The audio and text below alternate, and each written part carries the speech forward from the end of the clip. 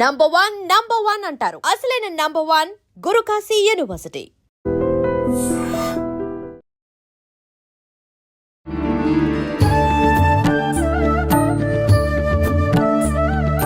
నమస్కారం, welcome to I dream. ధర్మ మార్గం విత్ విజిత కార్యక్రమానికి స్వాగతం. ప్రస్తుతం మనతో పాటు ఉన్నారు ప్రముఖ జ్యోతిష్య వాస్తు పండితులు, లలిత ఉపాసకులు శ్రీ శ్రీ శ్రీ నానాజీ పట్నాయక్ గారు. ఇప్పుడు గురుగారితో మాట్లాడదాం.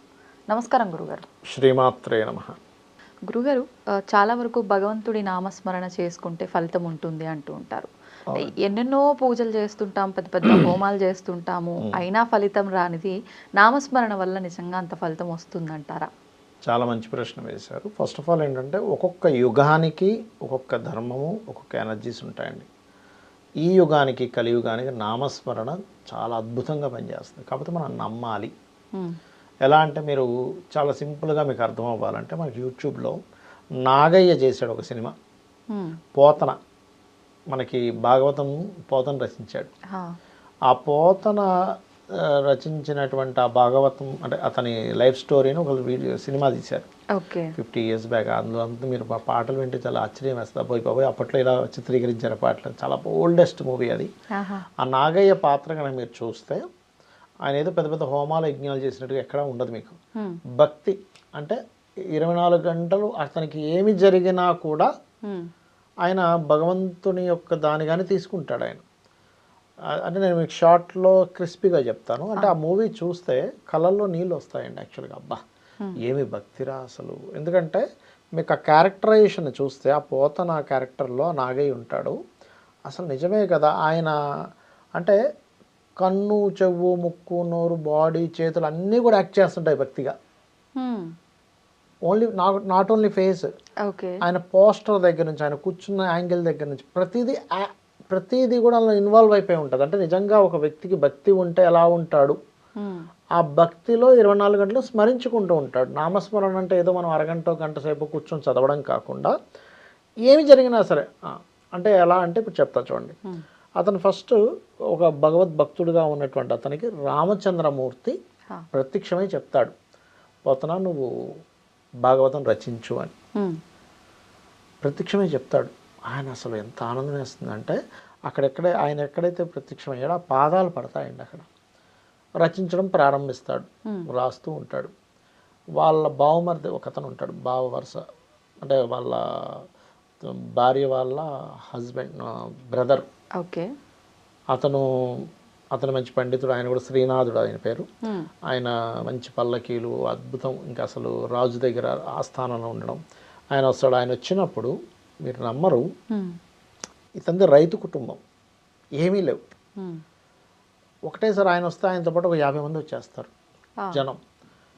వచ్చేసి బావా ఈరోజు మీ ఇంట్లోనే ఆతిథ్యం అందరికీ అంటే, అయ్యో దాన్నే ఉంది అంతకంటేనా, మీరు మీ అనుష్ఠానాలు చేసుకొని రండి అంటాడు. వాళ్ళ భార్య ఏమో గజగజ వణుకుతుంటుంది, ఏమిట్రా ఈయన ఇంతమంది వచ్చేసారు, ముందే అసలు మేము వండుకోవడానికి బియ్యం లేవంటే ఇంతమందికి ఎట్లా వండుతాం, ఏదో ఒక్క మనిషి కంటే పక్కింట్లో బియ్యం తెచ్చుకునేదో మనం అడ్జస్ట్ చేయొచ్చు, ఏం చేద్దామని నాగే దగ్గరికి మన పోతం దగ్గరికి వెళ్ళి అంటుంది, ఏమండి ఇంతమంది వచ్చారు, మరి అప్పో సప్పో చెయ్యండి, వీళ్ళందరికీ వండి పెట్టాలంటే ఎలాగా అంటే, అయ్యో ఎందుకే బాధపడతావు, ఆ రామచంద్రమూర్తి చూసుకుంటాడని భగవంతుడి ముందు కూర్చొని అలాగా ధ్యానంలో ఉంటాడు. ఈవిడికేమో మెంటలెక్కిపోతుంది, ఏమిటి ఇంతమంది స్నానం చేసుకొని వస్తారు, 50 నుంచి 70 మంది దాకా ఉన్నారు, వీళ్ళకి ఫుడ్ ఎలా పెట్టాలి, ఇప్పుడు అతిథి వచ్చాక అక్కడ కూర్చున్న తర్వాత ఫుడ్ లేదని ఎలా అంటామండి, అవును అనుకుంటూ ఉంటే సీన్ కట్ చేస్తే అక్కడ రామచంద్రమూర్తి సీతాదేవి మరి ఏమిటి ప్రత్యక్షం అవడం కాదు, వాళ్ళిద్దరు మాట్లాడుకుంటారు, ఏమిటి స్వామి మరి అంతమంది అతిథులు వచ్చారు, మీరు ఏం చేయబోతున్నారు, నేను చేయడం నువ్వే చేస్తావు అనగా అక్కడ లక్ష్మీదేవి వెళ్ళి ఇలాగ సీతాదేవి అనగానే మొత్తం పంచపక్ష పరమాన్నాలు వస్తాయి. అంటే భక్తికి ఉన్న శక్తి చెప్తున్నాను నేను మీకు. వాళ్ళ ఇంట్లో ఒక చిన్నపిల్ల క్యారెక్టర్ ఉంటుంది, ఆ అమ్మాయి ఆడుకుంటూ అయ్యో లోపలేంటి ఇన్నున్నాయని వచ్చి చెప్తే ఆమె ఆశ్చర్యపోతుంది, ఏమిట్రా ఇన్నున్నాయి ఏమిటిది, అందరూ చక్కగా అసలు అందులోంచి తీస్తూ ఉంటే మళ్ళీ వీళ్ళు వచ్చేసరికి మళ్ళీ నిండిపోతుంటుంది అక్షయ పాత్రలాగా, అందరికీ భోజనాలు పెడతారు. అప్పుడు అది అయిపోయిన తర్వాత ఏదైనా రచించకూడదా అని అడుగుతాడు శ్రీనాథ్. ఆల్రెడీ ఆ పాప చెప్తుంది భాగవతం రచిస్తున్నారు ఇలా నాన్నగారు అని చెప్పినప్పుడు, అవునా ఏదో ఒక మచ్చుకు వదులు అంటే మందార మకరందములో త్రేలని ఒక శ్లోకం ఉంటుంది. అది చెప్పంగానే అసలు అబ్బా ఎంత బాగుందని ఈయన వెళ్ళి రాజుకి చెప్తాడు. అప్పట్లో రాజరికాలు ఏంటంటే రాజు నాకు ఇది కావాలంటే ఇచ్చేయడమే, లేకపోతే అది రాజద్రోహం కింద, రాజుని ధిక్కరించిన దాని కిందకు వస్తుంది. ఆయన అసలు ఎంత బాగా ఉంది, అసలు నాకు ఇది కావాలంటే అయ్యో దాని ఏముందండి మా బావగారికి చెప్తాను ఇచ్చేస్తాను. ఆయన దగ్గరికి వెళ్తే నాగయ్యం ఒప్పుకోడు ఇవ్వటానికి. లేదు, ఇది రాముడికి అంకితం భాగవతం అనేటువంటిది. అందుకే పలికెటివాడు పలికించేటివాడు అంటే పలికించేది రామచంద్రమూర్తి, పలికేది నేనైనప్పటికీ పలికించేది రామచంద్రమూర్తి అంటుంటాడు. ఎందుకు అంటాడంటే ఆ మాట, ఒకసారైనా గజేంద్ర మోక్ష ఘట్టంలో ఆ గజేంద్రుడు ఏదైతే ఆ మొసలి పట్టుకొని ఆ ఇద్దరి మధ్యని కలిగేటువంటి పెనుకులాట ఏదైతే ఉందో అప్పుడు అక్కడ ఒక ఘట్టం ఉంటుంది. అంటే విష్ణుమూర్తి ఆ యొక్క తన యొక్క వైకుంఠంలో ఎలా ఉన్నారనేది సిరికిని చెప్పడని రాద్దాం అనుకుంటుంటాడు, తట్టదు ఆయనకి. ఆ పాపకి చెప్పి అమ్మ నేను ఒకసారి బయటికి వెళ్ళేసి వస్తాను, కొంచెం ఆలోచించుకొని వస్తానని బయటికి వెళ్ళగానే రామచంద్రమూర్తి ఆయన రూపంలో మరి ఇంట్లోకి వస్తాడు. ఇంట్లోకి వస్తే ఆ పాప అమ్మ నాన్న నువ్వు కాలు కడుక్కోవని కాలు కడుగుతుంది, లోపలికి వచ్చి రాసేసి మళ్ళీ వెళ్ళిపోతాడు. మళ్ళీ వెళ్ళిన వెంటనే ఈయన వస్తాడు, వచ్చి ఏంటన్నా ఇప్పుడే వచ్చి కాలు కడుక్కున్నా వెళ్ళావు కదా మళ్ళీ నేను కాలు కడుక్కున్నా నేను ఎప్పుడు వచ్చానంటే లేదు నాన్న నువ్వు వచ్చావు నీకు తట్టిందని రాసి కూడా వెళ్ళావంటే ఈయన ఆశ్చర్యపోతాడు. చూస్తే అక్కడ రాసి ఉంటుంది. అంటే స్మరణ చేత భక్తి చేత ఆఖరికి ఇంటికి వచ్చి రామచంద్రమూర్తి ఆ శ్లోకాన్ని కూడా కంప్లీట్ చేశాడు. స్మరణ చేత భక్తి చేత ఆ పోతనకి ఆ యొక్క ఇంట్లో గింజ కూడా లేదనుకుంటే అంతమందికి భోజనం అయ్యేలా చేశాడు.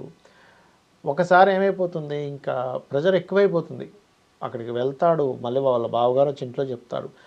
ఆఖరికి ఎటువంటి సిచ్యువేషన్ వస్తుందంటే వాళ్ళ బావగారి యొక్క కూతుర్ని వీళ్ళ కొడుక్కి ఇద్దాం అనుకుంటారు. వాళ్ళ అమ్మాయి కూడా పాపం వీళ్ళింట్లోనే పెరుగుతూ ఉంటుంది.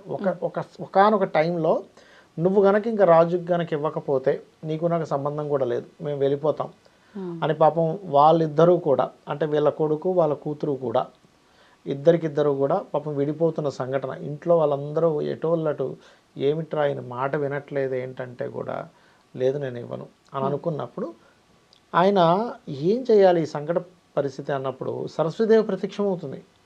అయ్యి ఏడుస్తుంటుంది, అమ్మ నేను ఇవ్వనమ్మా ఎవరికి, నువ్వేమి ఏడవకు, నువ్వు అమ్మేసుకుంటావా భాగవతాన్నని అంటే లేదమ్మా నేను ఇవ్వనమ్మా నువ్వు బాధపడకని చెప్తాడు సరస్వతీదేవికి.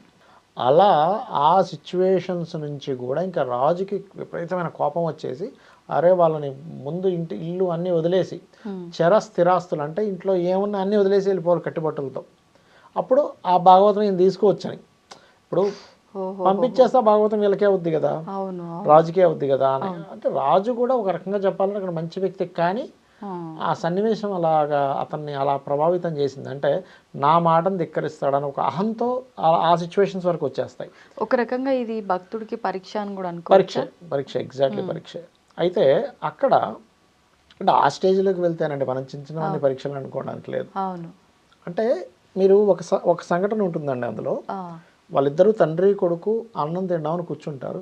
ఒక భిక్షాటన రూపంలో రామచంద్రమూర్తి వస్తాడు. అక్కడ వచ్చినప్పుడు ఆవిడ ఏం చేస్తుంది, వాళ్ళ భార్య మనకెళ్ళేది ఇంక ఈయనకేం పెడతామని అంటే ఉన్నదే కొద్దిగా ఉంది ఇద్దరు తినడానికని వెళ్ళవయ్యలేదు లేదంటే వెంటనే నాగే బయటకు వచ్చి అంటే పోతాన బయటకు వచ్చి అయ్యయ్యో భలేవారే అదేం రాండని.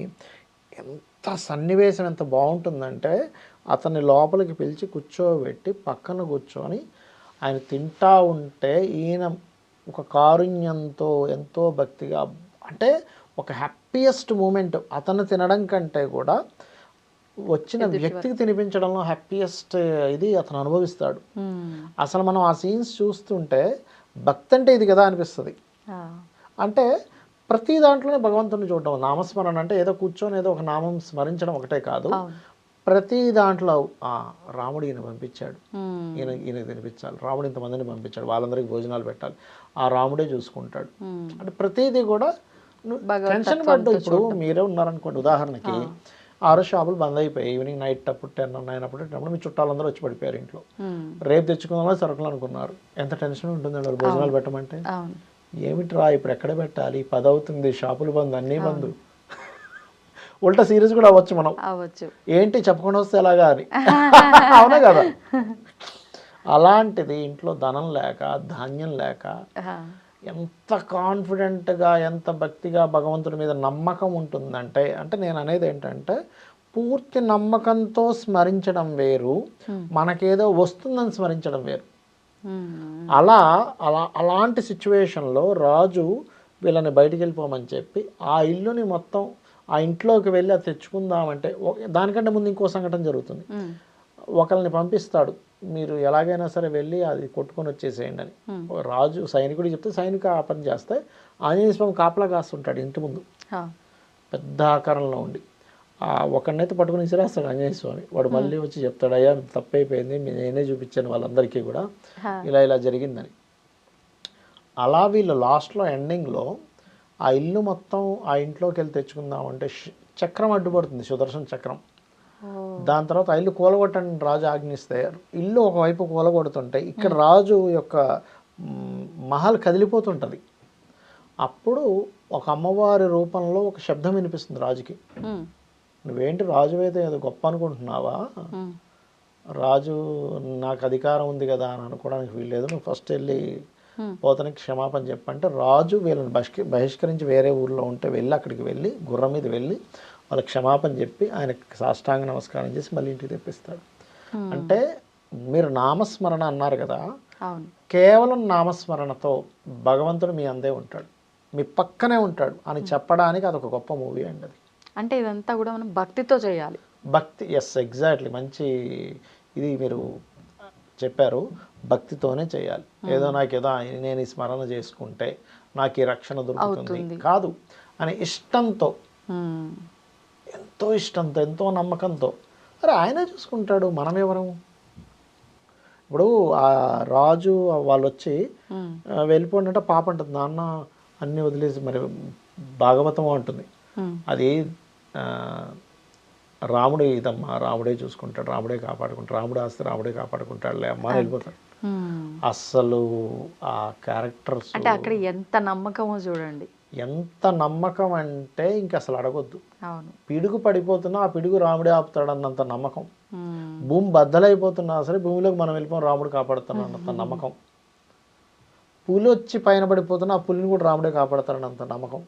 నిజంగా ఉండొచ్చు అంటారా ఇప్పుడు ప్రస్తుతం అంత నమ్మకం ఈ కలికాలంలో? ఒకటండి, ధర్మం, ఇప్పుడు మీరు ఎవరెవరినో నమ్ముతున్నాం, భగవంతుని నమ్మడం తప్పే ఉందండి. కానీ ఒకటండి, మనం చేసుకున్న కర్మ కూడా ఒకటి ఉంటుంది కదా, మరి ఆ కర్మ ఖచ్చితంగా తప్పించుకోలేము, అనుభవించాలి. భగవంతుడి మీద నమ్మకం, కర్మ మనం అనుభవిస్తూ ఉంటాం, భగవంతుడి మీద నమ్మకం మనల్ని కాపాడుతూ ఉంటుంది. అద్భుతంగా వివరించారండి, ధన్యవాదాలు. శ్రీమాత్రే నమః. And for more videos, please subscribe to iDream. Please subscribe to iDream. Please subscribe iDream. And please subscribe to iDream. For more videos, subscribe to iDream. please like, share and subscribe to the channel. Congratulations, iDream. Subscribe to iDream. Subscribe to iDream. So subscribe to iDream Media. iDream ki iDream team andarki huge congratulations. Please subscribe iDream Media. Please subscribe to iDream. Subscribe iDream. Please subscribe to iDream. iDream అంటే నా కళల channel subscribe చేసుకున్న నోరు తిరుగుతలేదు, మీరైతే గంట గుర్తు కొట్టండి. For more such videos, please subscribe to iDream. Subscribe to iDream. Please subscribe to iDream. Please subscribe iDream Media. Please do subscribe to iDream. Please subscribe to iDream Media. For best entertainment and information, please subscribe iDream. And don't forget to subscribe to iDream.